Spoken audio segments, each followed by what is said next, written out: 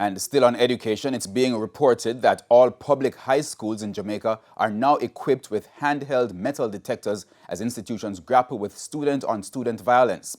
Education Minister Favor Williams says other schools will be provided with walk-through metal detectors. The Education Minister is urging administrators to ensure that the devices are used in order to prevent weapons from entering schools. In the latest incident of school violence, a female student of Petersfield High in Westmoreland was stabbed with a knife yesterday. A grade 10 student at the school was taken in custody in connection with the incident.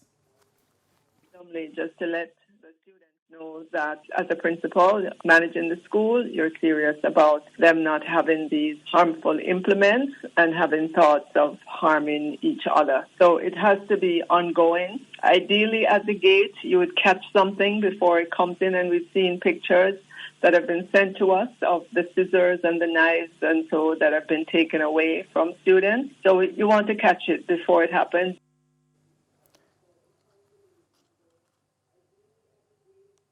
And the Minister of National Security, Dr. Horace Chang, commented on the increasing violence in schools.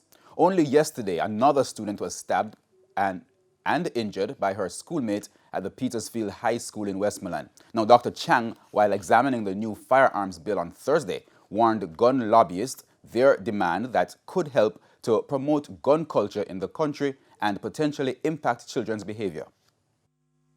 We do have a problem now with the kind of want and use. I know it's not a legal farm, but it's just like, it becomes also a culture. If you notice, kids, the girls are carrying weapons in their underwear to school. So, if you, a knife, 6-inch knife is not much more than 22, small 22 pistol. If you have a knife which is that small, we have to remain a bit careful. But